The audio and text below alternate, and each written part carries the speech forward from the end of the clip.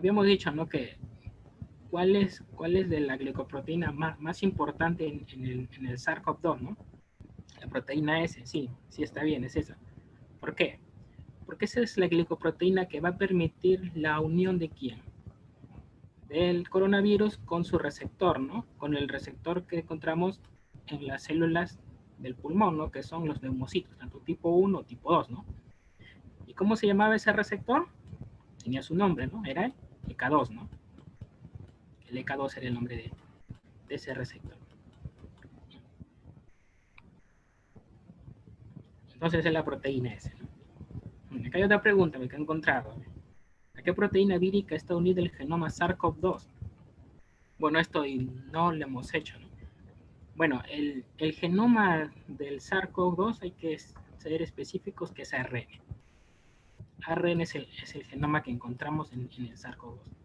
Pero este genoma va a estar envuelto también por proteínas. Bien, este es el genoma. ¿Ve?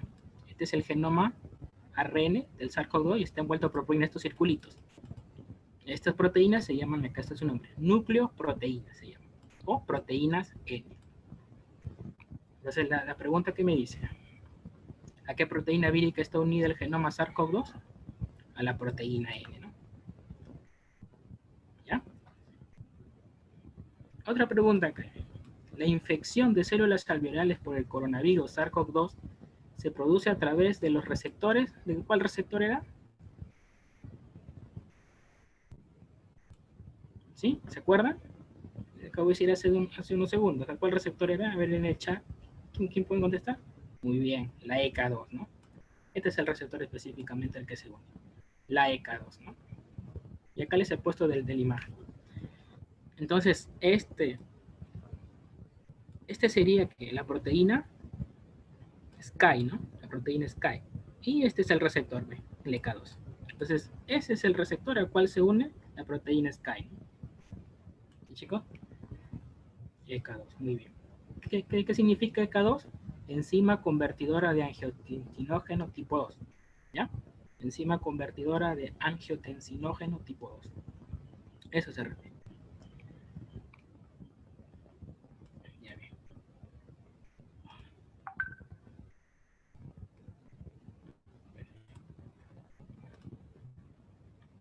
Entonces había encontrado esas dos preguntitas, ¿no? Y así vamos avanzando en donde nos hemos quedado en el tema. Habíamos hablado la última vez hablando de la cuál era de la proteína más abundante, ¿no?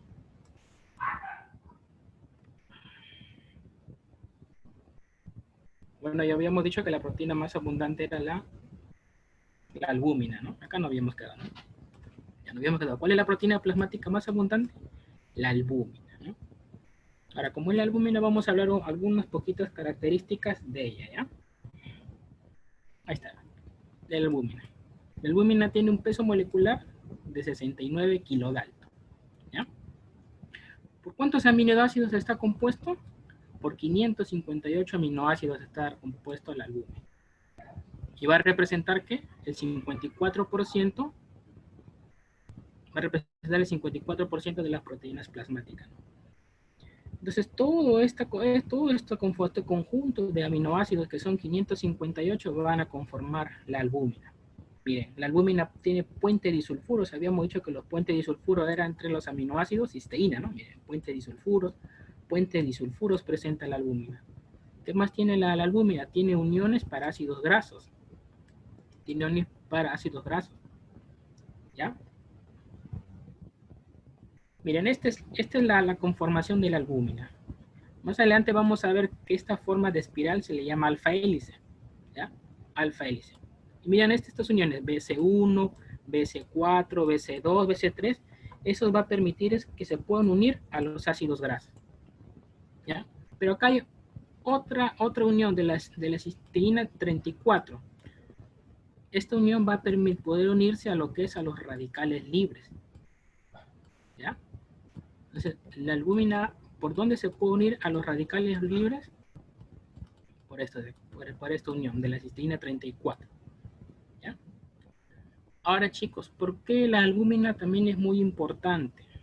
La albúmina va a permitir el transporte de los fármacos, ¿ya?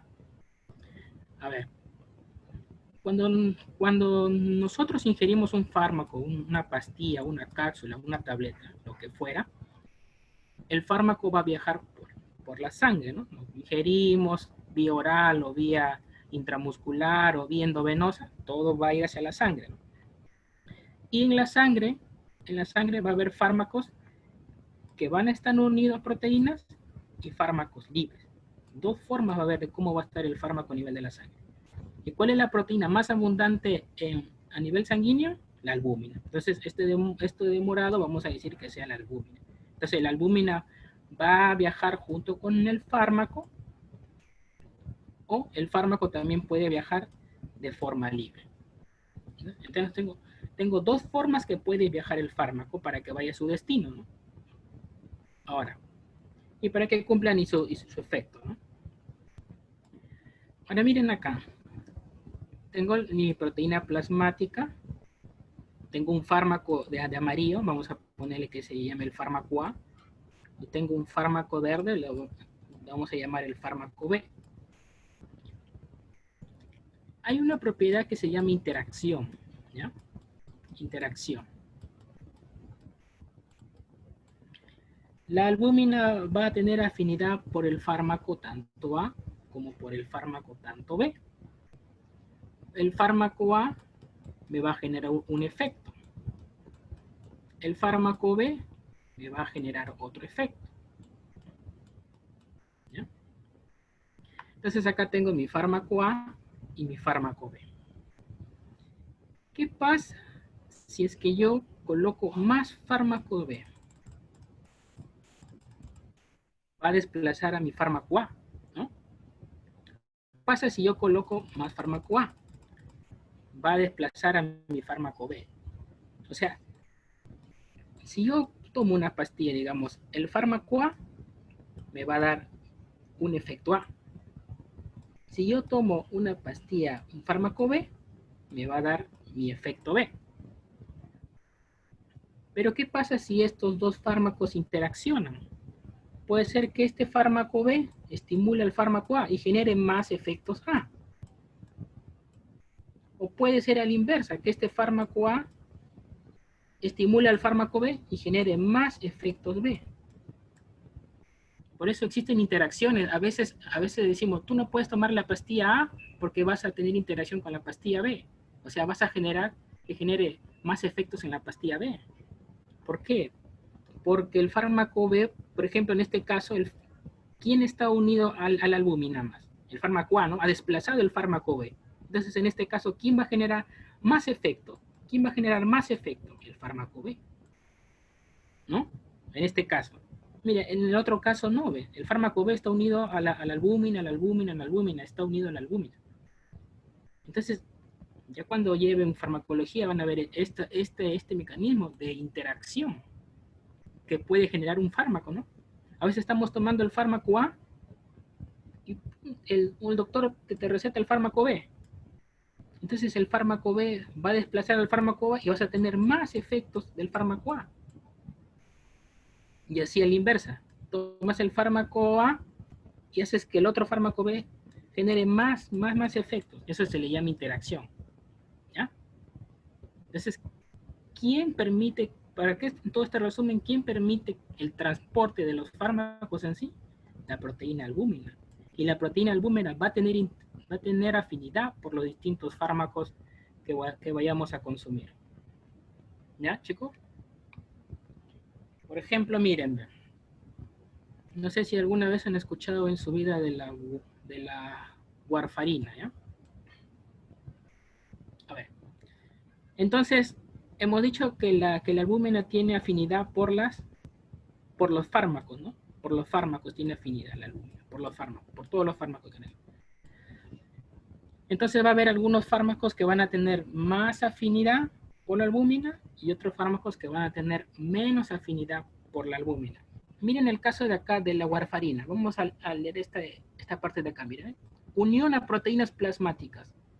¿Cuánto de afinidad tiene el fármaco warfarina por la unión a las proteínas plasmáticas. ¿Por quién? Por la albúmina, 99%. 99% va a tener de afinidad. Y así va a haber todos los fármacos que van a tener afinidad por las proteínas plasmáticas. Hay otros que tienen 90, 80 y así sucesivamente. Entonces, importante la albúmina, ¿no? Importante la albúmina, ¿no? Porque la albúmina va a permitir que el transporte del fármaco, la albúmina se va a unir al fármaco en sí. Es una de las características de la albúmina, ¿no? Bueno, y este es el caso de la warfarina. La warfarina es uno de los fármacos que presenta mucha afinidad por la albúmina, 99%. Entonces, ¿qué pasa si yo doy un fármaco B y desplaza a la warfarina? Desplaza a la warfarina, o sea, menos unión de la warfarina a las proteínas plasmáticas. Entonces va a generar más efectos, ¿no? Va a generar más efectos. Miren, uno de los efectos que puede generar, hemorragia. O sea, si tú no sabes que el fármaco B interacciona con la warfarina, desplaza la warfarina y la warfarina va a generar más efectos, y puede causarte hemorragia. Entonces, nosotros debemos de saber qué interacciones hay entre fármacos en sí.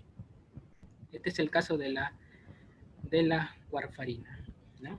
La warfarina es un anticoagulante, ¿ya? Específicamente lo que va a hacer inhibir la cascada de la coagulación, ¿ya? La cascada de la coagulación benigna, específicamente de la warfarina.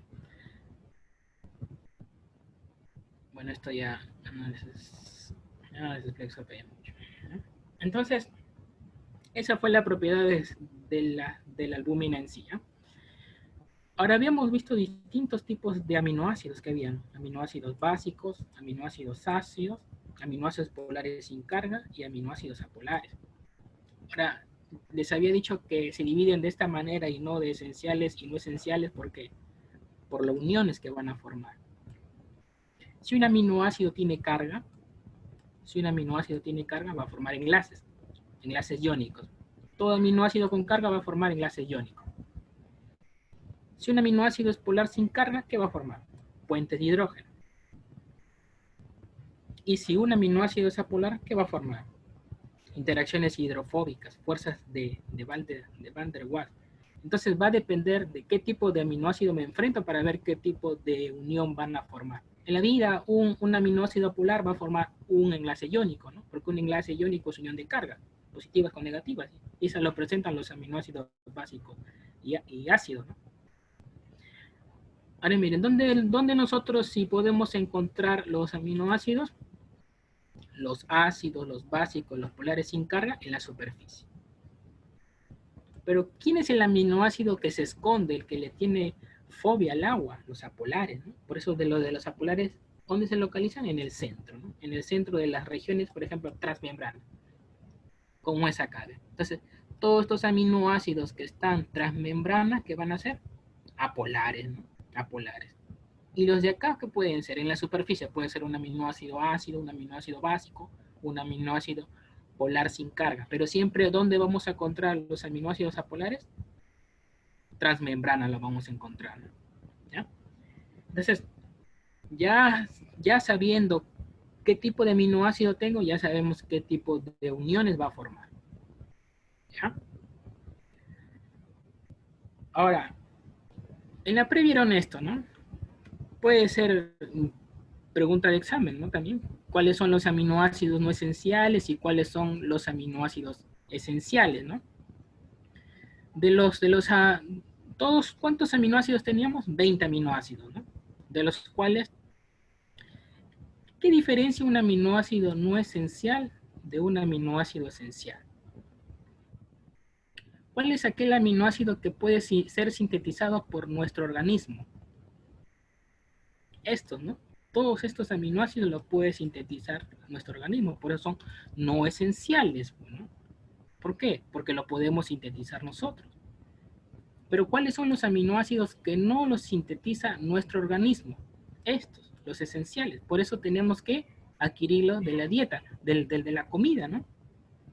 Y son estos: isoleucina, leucina, lisina, metionina, fenilalanina, tronina, triptófano y valina.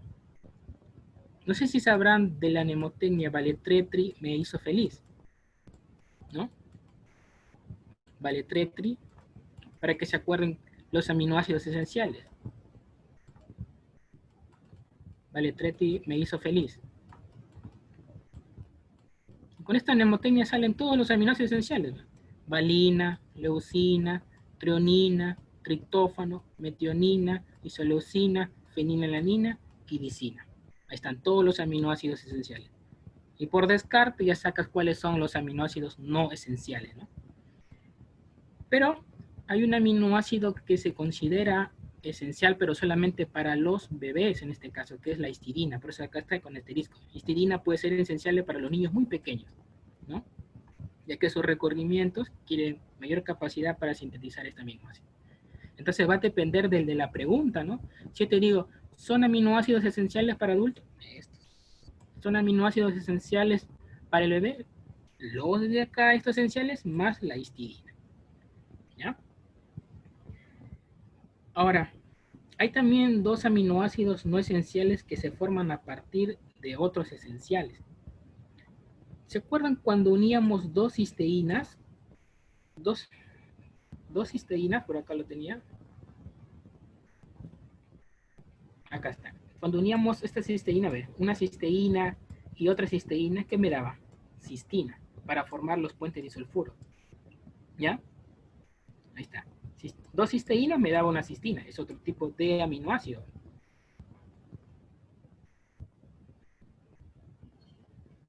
¿No?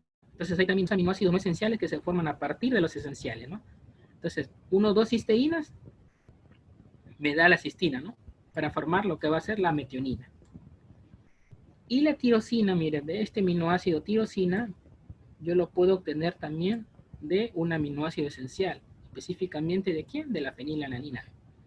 La tirosina es el aminoácido que yo lo puedo obtener de la fenilalanina. ¿Y cómo? ¿Que un aminoácido no esencial puede ser formado de un aminoácido esencial? Sí. ¿Ya? Bueno, y acá está su enzima, ¿no? Que se llama la fenilalanina dihidroxilasa, ¿no? ¿Y qué tienes que usar? Un tetrabiopterina con dihidrobiopterina. ¿Ya? Entonces también yo puedo obtener un aminoácido, en este caso no esencial, a partir de un aminoácido esencial. ¿Ya? Ahora, también existen las aminoacidopatías. ¿Qué son estos? Son trastornos de los aminoácidos que son causados por efectos metabólicos. Por ejemplo, si yo tengo una alteración del aminoácido a nivel sanguíneo, le vamos a llamar aminoacidemia. Tanto si me aumenta la cantidad de aminoácidos o disminuye la cantidad de aminoácidos. Se llama aminoacidemia. ¿Qué pasa si yo tengo muchos aminoácidos o pocos aminoácidos a nivel de orina? Se llama aminoaciduria. ¿Ya? Entonces, hay alteraciones también de los aminoácidos a nivel sanguíneo o a nivel de orina. Por ejemplo, acá les traje una enfermedad que quizás van a ver más adelante, ¿eh? El síndrome nefrótico, por ejemplo. Quiero que se centren, ya que estamos haciendo proteínas, en estas dos características. Mire qué dicen. Ya tenemos enfermedades, aminoacidopatías. ¿Ve? En este caso, ¿qué dice ahí? Hipoalbúmina es una proteína, un conjunto de aminoácidos, ¿no? Entonces, ¿qué dice? Hipoalbuminemia. ¿Ve? Ahora, si yo tengo en sangre menos albúmina en sangre, ¿por qué? Porque se está eliminando a nivel del riñón. Entonces va a aumentar las proteínas a nivel de ¿dónde? De la orina. Esta es la enfermedad del síndrome nefrótico. Menos proteínas en sangre, más proteínas en orina. Ahí está. Hipoalbuminemia, menos proteínas en sangre, proteinuria, más proteínas en orina. Las proteínas van a aumentar en la orina y las proteínas van a disminuir a nivel sanguíneo. Y este es el caso del síndrome nefrótico, una aminoacidopatía. ¿Ya? Entonces, un poco para relacionarlo con enfermedades, ¿ya? Para que vean el porqué del estudio de las proteínas, ¿no? Porque a veces, si es que no le tomamos un poco de sentido para qué nos sirve en la carrera, nos vamos a olvidar, ¿no? Nos vamos a olvidar, ¿no? Pero ya mira, hay una relación, ya veo, una relación. Menos proteínas en sangre, más proteínas en orina. Y acá está la alteración que dije, ¿no? Aminoacidemia, aminoaciduria, ¿no? Y esa enfermedad, bueno, se le llama el síndrome nefrótico, ¿no? Pero hay más cosas, ¿no? Hay edemas, hay hiperlipidemia, ¿no? Pero a lo que podemos llegar hasta ahorita, a lo que saben ustedes, son estas dos cositas de acá. Entonces, a ver, esta pregunta, ¿cuál de los siguientes aminoácidos no es un aminoácido esencial? A ver, ¿cuál marcarían acá?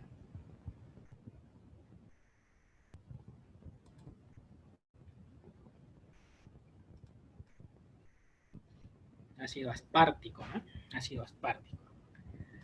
Pero histidina es para los, es no esencial histidina, ¿no? Es no esencial, el ácido aspartico es no esencial, histidina es no esencial. Pero este era esencial para quién? Para los bebés. ¿Y me está diciendo algo si es para adultos o para bebés? No, entonces se lo toma en general, ¿no? Entonces el aminoácido que no es esencial es ácido aspartico, ¿ya? Hay que también ver la diferencia, ¿no? La pregunta no me dice específicamente si es para adultos o para bebés, ¿no? Ya. Ahora sí empecemos ya a unir de los, como si fueran bloques de ladrillos, ya vamos uniendo los aminoácidos, vamos uniendo aminoácidos para formar lo que son las proteínas, ¿ya? Pero para yo poder unir dos aminoácidos, vamos a formar un enlace. Se va a llamar el enlace peptídico en este caso. Cuando yo uno un aminoácido con otro aminoácido, me va a dar un dipéptido, ¿no? Pero hay una reacción, algo que los une.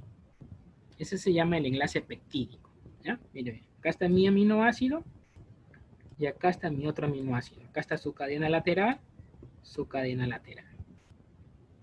¿Quién va a reaccionar? Va a reaccionar un grupo carboxilo con un grupo amino. Siempre que formo un enlace peptídico, que me va a liberar una molécula de agua.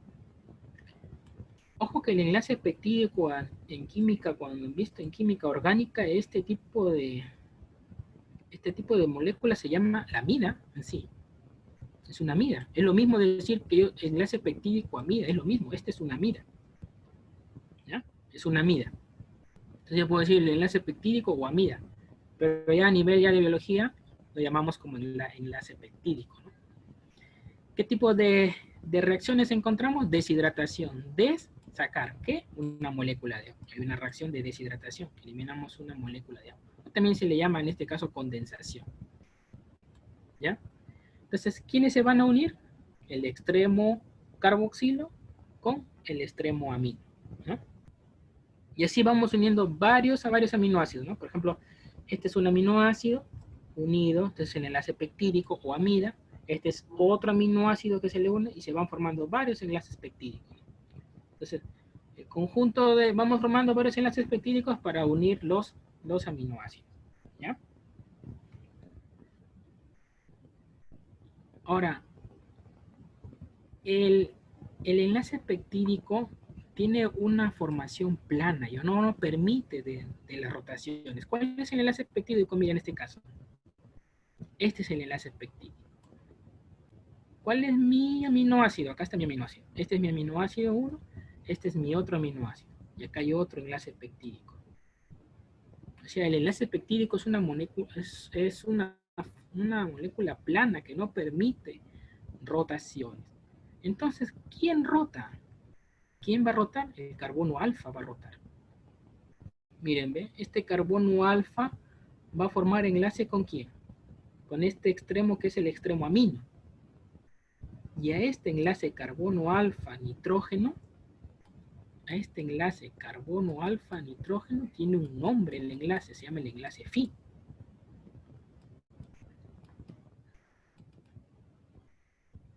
Y a este carbono alfa con el carbono del carboxilo se le llama el enlace Si. ¿Ya? Entonces, un aminoácido me puede formar dos tipos de enlace, un enlace phi o un enlace si. Estos sí sí rotan, estos sí rotan, pero el enlace peptídico no, es una molécula plana que no rota, que no permite rotaciones. Los que sí permiten rotaciones, ¿quién? Los enlaces phi y los enlaces si. ¿Quién forma el enlace phi? El nitrógeno con el carbono alfa del amino. ¿Y quién forma el enlace si? Carbono alfa con el carboxilo, ¿ya? Porque sabemos que las proteínas se mueven a nivel de la membrana, como hemos dicho, ¿no? Si yo estoy diciendo, si usted está que me dice que es una molécula plana y usted me explicó a nivel de membrana que se abre o se cierra para que ingresen las moléculas, ¿quién le da ese movimiento? Estos enlaces, los enlaces phi y los enlaces si, ¿ya? Hay que ver con quiénes se unen cada enlace. Entonces, miren, acá tengo una secuencia de aminoácidos, ¿ya? ¿Cómo voy a hacer la lectura de un aminoácido? La lectura se inicia, este es extremo N terminal, este es mi extremo C terminal, ¿ya? Este es mi extremo N terminal, este es mi extremo C terminal. Siempre yo en una proteína, siempre va a haber un extremo N terminal y siempre va a haber un extremo C terminal. ¿Ya? En una proteína siempre vamos a encontrar eso. Un extremo N y un extremo S, un extremo C terminal. ¿De dónde siempre empiezo a leer yo? Yo empiezo a leer siempre del extremo N terminal. De acá empieza mi lectura hacia el extremo C terminal. Por ejemplo, valina, treonina, triptófano, así. En esta secuencia, del N terminal hacia el terminal. Pues se pregunta, ¿no? ¿Cómo inicias una lectura de una proteína? Del extremo N terminal a un C terminal. Entonces de acá yo voy a iniciar la lectura del aminoácido. Del N hacia el C terminal. Acá está una secuencia, por ejemplo, metionina, asparagina, leucina, tiosina. Siempre en esa forma, ¿no? ¿Sí? Entonces, cada tipo de proteína difiere de las demás en su secuencia y en su número de aminoácidos. La secuencia de aminoácidos, ¿cómo lo vamos a leer? De izquierda a derecha, o si no, también podemos ir del extremo amino hacia el extremo carboxilo. Ahora miren, esta es una secuencia de aminoácidos, ¿ya? Es una secuencia de aminoácidos. Cuando el aminoácido está que forma la cadena de polipéptidos, ya no le vamos a llamar aminoácido, se va a llamar residuos, ¿ya? El aminoácido en un péptido o en una proteína son a veces llamados residuos. Por ejemplo, residuo de alanina, residuo de glicina, residuo de fenilalanina, ¿ya? Entonces, cuando un aminoácido está que forma dentro de una proteína, le vamos a llamar residuos, ¿ya? A ver esta. ¿El enlace peptídico se forma entre quiénes? ¿Qué marcarían acá?